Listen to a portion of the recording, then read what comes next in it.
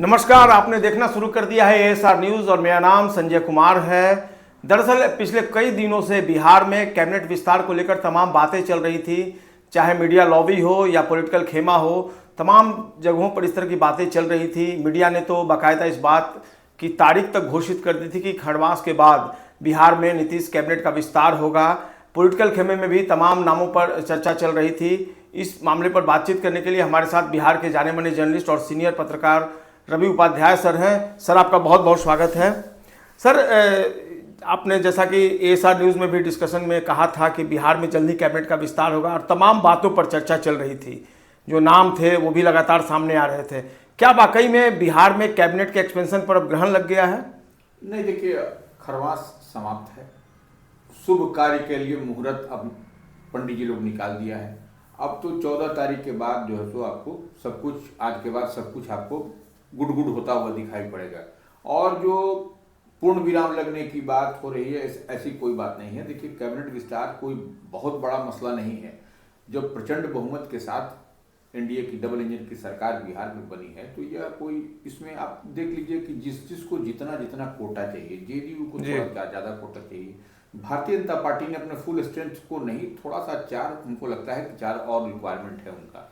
तो ऐसे में भारतीय जनता पार्टी और सब कुछ मिलकर के, और जो गठबंधन अलायंस है, सबका जो है सो कंप्लीट है। सिर्फ भारतीय जनता पार्टी और जेडीयू कोटे से ही मंत्री बनना है। तो यह आप देख लीजिए, अब शुभ दिन है, उसके बाद किसी दिन भी मुहूर्त निकाल। लेकिन सर, 2 महत्वपूर्ण घटनाक्रम है। एक तो है कि 16 जनवरी से मुख्यमंत्री नीतीश कुमार की समृद्धि यात्रा शुरू हो रही है और 2 फरवरी से बिहार विधानमंडल का सत्र शुरू हो रहा है। तो ऐसे में खरमास के बाद ही कैबिनेट का विस्तार हो जाएगा। जो तमाम बातें चल रही थी, अब उस पर एक, चलिए पूर्ण विराम तो नहीं है, लेकिन एक विराम लगता हुआ नजर आ रहा है फिलहाल। नहीं, देखिए, विराम, अब देखिए, हम तो कह रहे हैं कि अब 14 तारीख है, उसके बाद खरमास समाप्त है, शुभ दिन का अब चल रहा है। तो ऐसे में, और 2 फरवरी से बिहार विधानमंडल का सत्र शुरू है, जो बजट सत्र है। तो आप समझिए, उस बीच में स्पेस मिलता है। किसी दिन भी आपको किसी क्षण जो है सो ज्यादा मंत्रिमंडल का कोई लंबा चौड़ा तो विस्तार होना नहीं है। 6, 4, 7, 5 इसी आंकड़े में होगा। अब देखने वाली बात है कि जेडीयू कितना अपने कोटा से करता है, भारतीय जनता पार्टी अपने कोटा से कितने को मंत्री बनाती है, और फुल स्ट्रेंथ नहीं हो पाएगा, इसको भी समझना पड़ेगा। क्योंकि 1-2 कोटा ये लोग छोड़ के रखते हैं, क्योंकि राजनीति में कब संभावना, कब क्या कुछ हो जाए, उसके लिए स्पेस बना के रखा जाता है। तो ऐसे में किसी भी दिन सिंपल सेरेमनी में शपथ ग्रहण समारोह हो जाएगा, यह कोई बड़ा मसला नहीं। फिलहाल कैबिनेट में 26 मिनिस्टर थे, लेकिन नितिन नवीन ने त्यागपत्र दे दिया। तो ऐसे में कैबिनेट मिनिस्टर्स की संख्या अब 25 रह गई है बिहार में। एक बात सर ये है कि कैबिनेट एक्सपेंशन में कहा जा रहा है कि ठीक है, अभी 16 तारीख से लेकर 30 जनवरी तक समृद्धि यात्रा का डेट भी, कार्यक्रम तय हो गया है। तो क्या बीजेपी की चलने वाली है, बीजेपी तय कर देगी कि इस दिन आप कैबिनेट का विस्तार कर दिए तो नीतीश कुमार को बाध्य होना पड़ेगा? नहीं, बाध्य होने की बात नहीं। देखिए, अब जिस तरीके से हम शुभ मुहूर्त की बात कर रहे हैं, आप देख रहे हैं कि 20 तारीख को नितिन नवीन, जो भारतीय जनता पार्टी के राष्ट्रीय कार्यकारी अध्यक्ष हैं, वो फुल फ्लेजेड राष्ट्रीय अध्यक्ष भी हो जाएंगे 20 जनवरी को। 20 जनवरी जी। तो अब आप 20 जनवरी को होंगे, उसके बाद से आप सारा कुछ शेड्यूल, और देखिए, भारतीय जनता पार्टी कहेगी तो डिक्टेशन नीतीश कुमार को देगी। तो ऐसा हम अभी तक नीतीश कुमार का जितनी जानकारी रखते हैं या समझ पा रहे हैं, तो या फिर हम लोग डिकोड कर पा रहे हैं उस चीज को, तो इतनी बात समझ लीजिए कि वह डिक्टेशन नीतीश कुमार नहीं लेंगे। अब डबल इंजन की सरकार है, नीतीश कुमार का जो हम बार बार एक बात कहते हैं, चमक और धमक बरकरार है। या लोकसभा के चुनाव में भी आपने देखा जेडीयू कितना बेहतर स्ट्राइक रहा, विधानसभा के चुनाव में भी आपने देखा कि कितना बेहतर स्ट्राइक रहा है। तो निश्चित रूप से अब मिल बैठ करके ताल हो जाएगा किसको बनाना है। भारतीय जनता पार्टी अपने कोटे से जिनको भी बनाना होगा वह भेजेगी और ध्यान से हो जाएगा उसमें। तो बिल्कुल, रवि उपाध्याय सर का मानना है कि कैबिनेट का एक्सपेंशन कभी भी हो सकता है। खरमास के बाद शुभ मुहूर्त जो है वो आ गया है, और ऐसे में ठीक है, समृद्धि यात्रा हो रही है या फिर बिहार विधानमंडल का सत्र हो, लेकिन कोई भी ऐसा दिन आपको सुनने को मिल सकता है कि बिहार में कैबिनेट का विस्तार हो गया है। सर, इसी से जुड़ा हुआ सवाल है, तेज प्रताप यादव की पॉलिटिकल एक्टिविटीज आप देख रहे होंगे। मकर संक्रांति का आज उन्होंने भोज भी दिया है और एनडीए के तमाम नेताओं के पास वो पहुंचे थे, चाहे वो विजय सिन्हा हो, उनके कल दहीजुरा भोज में वो गए थे। जो दूसरे नेता हैं, चेतन आनंद भी आज उनके यहाँ गए हैं। तो एनडीए के नेताओं को उन्होंने आमंत्रित किया था, और जब उनसे ये पूछा गया कि क्या आप बिहार में जो मौजूदा सरकार है, अगर आपको मंत्री बनाती है तो आप मंत्री पद स्वीकार करेंगे, तो उन्होंने अपनी इच्छा जाहिर की किया, अगर मुझे मौका मिलता तो निश्चित तौर पर मैं मंत्री पद स्वीकार करूंगा और बिहार के लोगों की सेवा करूंगा।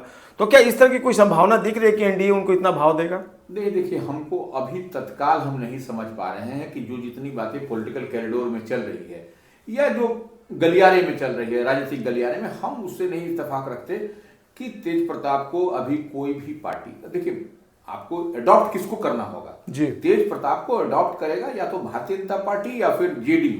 तो जेडीयू करेगी कि नहीं करेगी यह देखने समझने वाली है। और भारतीय जनता पार्टी एक राष्ट्रीय पार्टी है, बड़ी पार्टी है, उसमें इस तरीके से एडॉप्शन नहीं होता, इस तरीके से आत्मसात नहीं किया जाता, इस तरीके से गले नहीं लगाया जाता है। इतनी बात तो समझ करके रखिए। लेकिन हाँ, राजनीति संभावनाओं का खेल है, कब कौन किस नाव पर चढ़ेगा इसको नहीं। और सामने बंगाल का चुनाव है। अब देखिए, बंगाल के चुनाव में इनकी उपयोगिता देखी जाएगी जी। तेज प्रताप क्या करते हैं, क्योंकि वहां पर देखिए जो पूर्वांचली वोट है, जो बिहार का वोट है, वह बंगाल में बड़ा डिसाइडिंग फैक्टर होता है।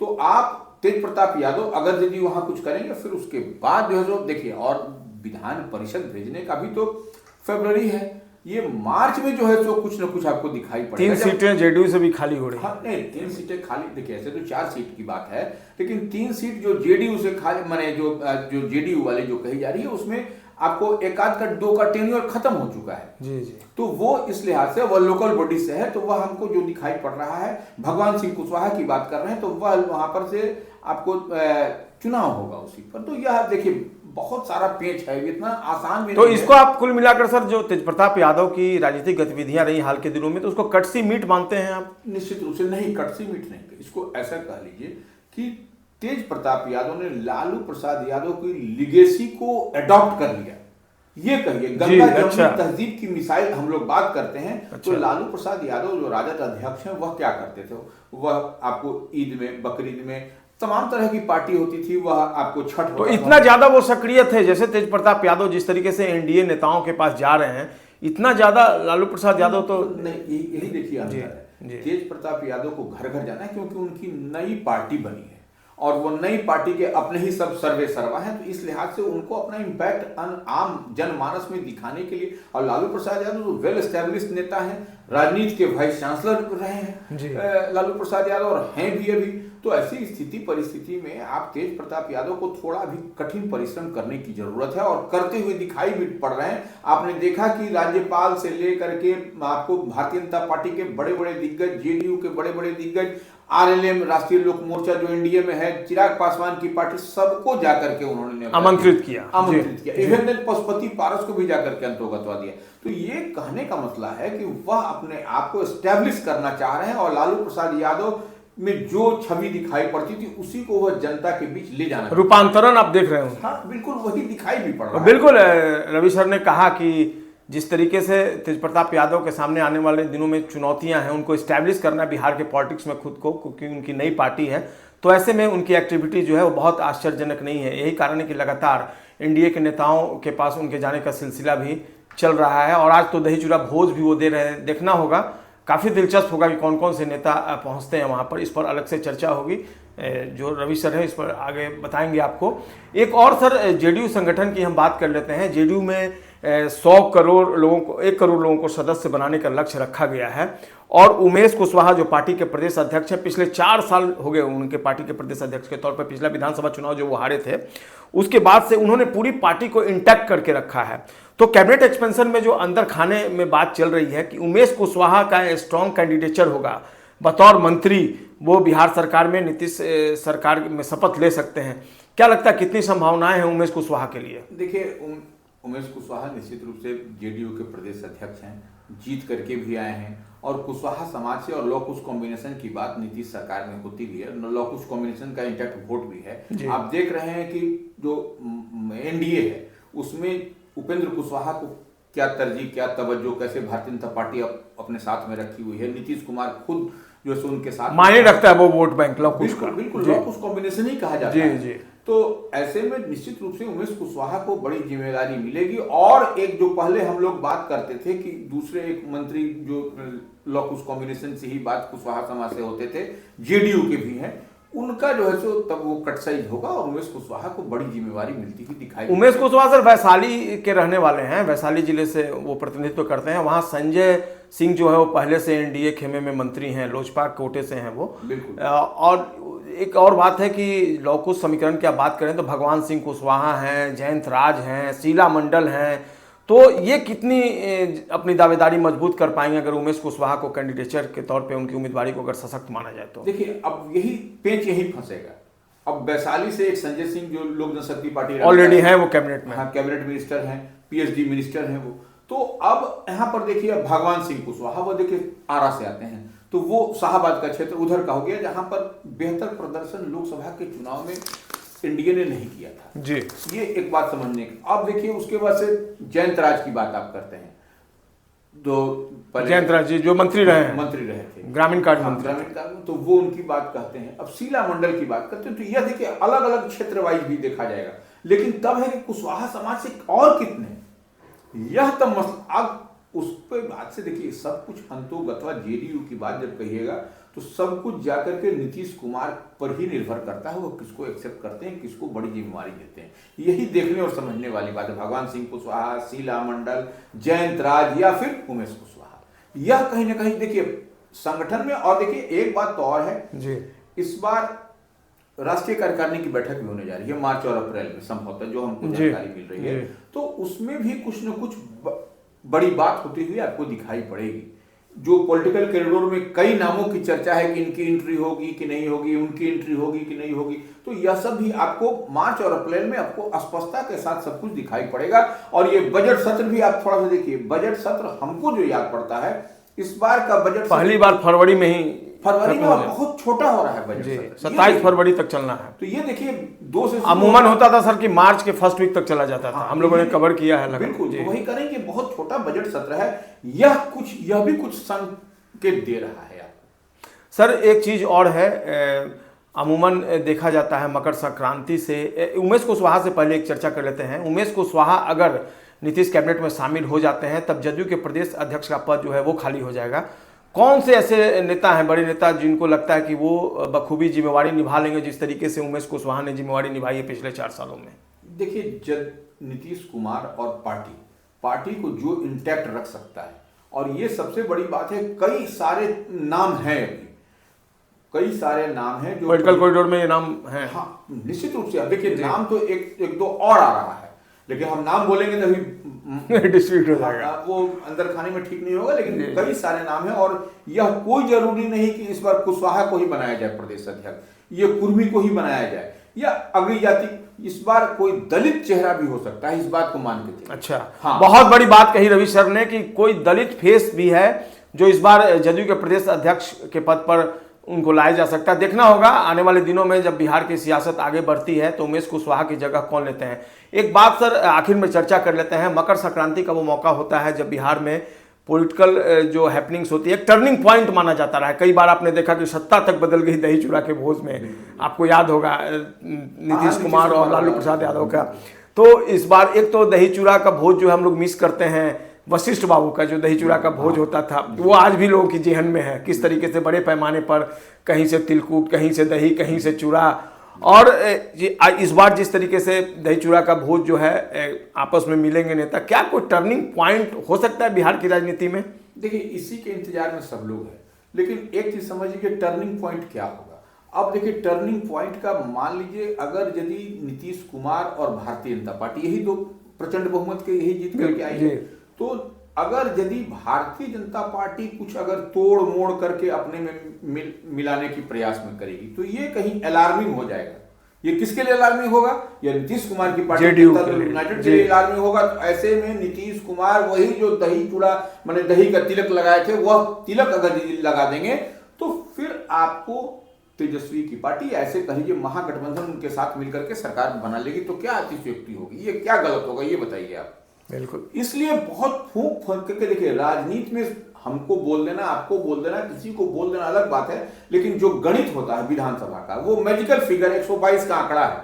और आप देखिए उसको साध लीजिएगा तो किसी को साध लीजिएगा तो हो जाएगा। भारतीय जनता पार्टी बड़ी पार्टी माने विधानसभा में गणित के हिसाब से रहेगी, लेकिन आप सामने वाले को जब तक उनके साथ सटेगा कौन, यह सबसे बड़ा फैक्टर है। तो ये नीतीश कुमार के साथ सटने के लिए आपको है इंडिया ब्लॉक महागठबंधन जो पहले से भी सटता रहा है। तो ये देखिए इसीलिए कह रहे हैं कि भारतीय जनता पार्टी कोई भी कदम उठाती है, माने अब जैसे तोड़जोड़ कहा जा रहा है ना कि कांग्रेस के 6 विधायक इधर, बिल्कुल तमाम तरह की चर्चा चल रही है, उसमें 2 अल्पसंख्यक चेहरे हैं, जो 6 में 2 मुस्लिम चेहरे, तो मुस्लिम चेहरे क्या भारतीय जनता पार्टी में एक बड़ा सवाल है कि क्या वो बीजेपी के साथ जाएंगे? तो ये नहीं जाएंगे, नहीं जाएंगे। तो ये जब नहीं जाएंगे तो ऐसे में क्या होगा? और भारतीय जनता पार्टी जैसे ही तोड़ मरोड़ की बात करेगी, यह नीतीश कुमार के लिए अलार्मिंग होगा, उनकी पार्टी के लिए अलार्मिंग होगा। तो ऐसी स्थिति परिस्थिति में निश्चित रूप से तब फिर वो भी कोई राजनीतिक दाव और चल सकते हैं इसमें। बिल्कुल सर, एक आखिरी सवाल ले लेते हैं। 100 दिनों का अल्टीमेटम दिया तेजस्वी यादव ने नीतीश गवर्नमेंट को। मकर संक्रांति आज हो रहा है, मकर संक्रांति का पर्व बड़े पैमाने पर मनाया जा रहा है। अब क्या लगता है आने वाले दिनों में तेजस्वी यादव एक्टिव होंगे बिहार की पॉलिटिक्स में, जो उनसे एक्सपेक्टेशंस है लोगों को? देखिए तेजस्वी यादव से तो एक बड़ी भूल और चूक हो गई जी। यह भूल और चूक हो गई कि मकर संक्रांति में वह अपने पिता श्री जो लालू प्रसाद यादव हैं, जिनके वो पुत्र हैं, उनके बड़े भाई दे रहे हैं दही चूड़ा का वोट, जो सनातन हम लोगों परंपरा जो रही है उसका निर्वहन कर रहे हैं तेज प्रताप यादव, निर्वहन कर रहे हैं, अपने पिता की लीगेसी को अडॉप्ट करते हुए कर रहे हैं, और वो नहीं कर पा रहे। तेजस्वी चूक गए, तेजस्वी लगता है तेजस्वी यादव यहाँ पर चूक गए।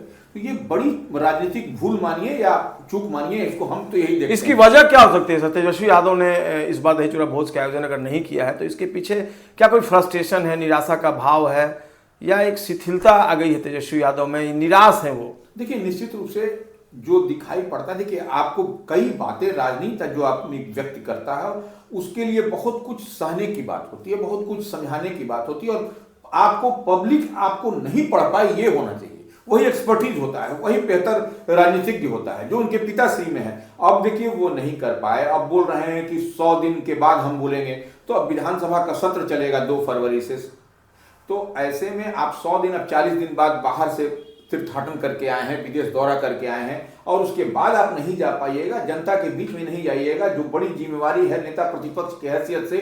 आप जब पब्लिक जनता की बात सदन में नहीं उठाइएगा, क्योंकि आपने कह रखा है कि 100 दिन बाद अब पूछेंगे, तो 100 दिन तो भी नहीं हुआ। उनकी यात्रा की तो बात चल रही थी सर कि वो अभी यात्रा करने वाले हैं। हम यात्रा करेंगे तो यात्रा में क्या करेंगे कि वो अभी सिर्फ खाली सुनेंगे, क्योंकि देखिए बड़ी लगातार एक मैसेज देने की कोशिश होनी चाहिए तेजस्वी यादव की तरफ से। निश्चित रूप से आप नेता प्रतिपक्ष हैं तो सदन में भी आपको सरकार को घेरना चाहिए। आम आवाम क्यों चाहती है कि आप जब तक जनता के हित की बात, जन सरोकार से जुड़ी हुई बात नहीं करिएगा सदन में या सड़क पर, तो फिर आपका कोई नहीं कुछ फॉलोअर्स नहीं पड़ेगा। जो कि लालू प्रसाद यादव में यही चीज था कि उनके पिताश्री लालू प्रसाद यादव चुनाव हार भी गए, नेता प्रतिपक्ष भी नहीं बने थे लालू प्रसाद यादव, यह भी याद करिए, लेकिन उन्होंने कहीं ना कहीं तमाम सबको कुनबे को जोड़ करके रखा, और यही कुनबा इनमें जुड़ता हुआ नहीं दिखाई पड़ा। शिवानंद तिवारी बार बार कह रहे हैं कि एयरपोर्ट पर जब आप आए थे आपके विधायक नहीं थे वहां। तो यह सब कई जगह से इनको समझाया जा रहा है, लेकिन यह कहाँ समझ रहे हैं, कैसे समझ रहे हैं, या तो हमसे बेहतर वही बता सकेंगे। बिल्कुल,